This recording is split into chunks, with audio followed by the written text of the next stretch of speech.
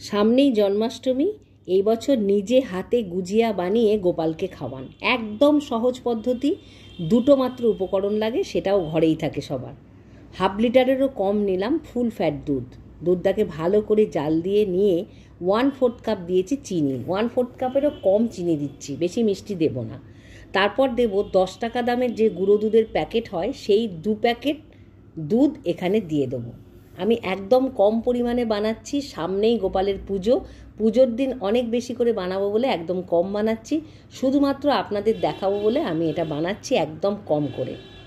এটাকে সমানে নাড়িয়ে যেতে হবে যতক্ষণ না পর্যন্ত এটা একটা মণ্ড মতন, মানে কড়াই থেকে ছেড়ে আসে, খুন্তি থেকে ছেড়ে আসে, সেই রকম অবস্থা পর্যন্ত সমানে নাড়িয়ে যেতে হবে। অবশ্যই লো ফ্লেমে এটা করতে হবে।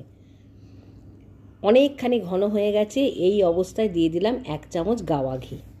আবারও ভালো করে নাড়তে থাকবো। নাড়তে নাড়তে নাড়তে নাড়তে খুন্তির থেকে আর কড়াই থেকে বেশ সুন্দরভাবে ছেড়ে যাবে এই ডোটা। দিয়ে দেবো সামান্য একটু গোলাপ জল। গুজিয়ার মধ্যে গোলাপ জলের গন্ধ কিন্তু দারুণ লাগে। তারপর এটা যখন রেডি হয়ে যাবে, সামান্য একটু ঠান্ডা করে নিয়ে হাত সহা গরম থাকতে থাকতে এগুলোকে গুজিয়ার আকারে তৈরি করে নেব। আমার চ্যানেল যারা সাবস্ক্রাইব করেননি, চ্যানেলটা সাবস্ক্রাইব করে আমার পাশে থাকবেন। ফেসবুক থেকে দেখলে পেজটা ফলো করে নেবেন। একদম বানানো সহজ, এইভাবে লম্বা করে দুদিকটা চেপে দিলেই গুজিয়া তৈরি হয়ে যায়। কত কম খরচে কতগুলো গুজিয়া তৈরি হলো।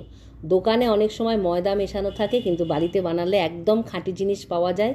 কম খরচে অনেক জিনিস কিন্তু আমরা পাই, তাই মাঝে মাঝে বাড়িতে বানিয়ে নেবেন।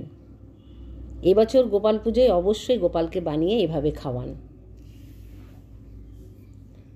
আমার দেওয়া রেসিপিগুলো আপনাদের কেমন লাগছে আমাকে কমেন্ট করে অবশ্যই জানাবেন। বানানোটা একদমই ইজি। দেখুন কতগুলো বানানো হয়ে গেল। এগুলো যখন একদম ঠান্ডা হয়ে যাবে, পুরোপুরি দোকানে যেমন বিক্রি হয় সেরকমই শক্ত হয়ে যাবে। পরের ভিডিওয়ে আবার দেখা হবে। ভালো থাকবেন, সুস্থ থাকবেন।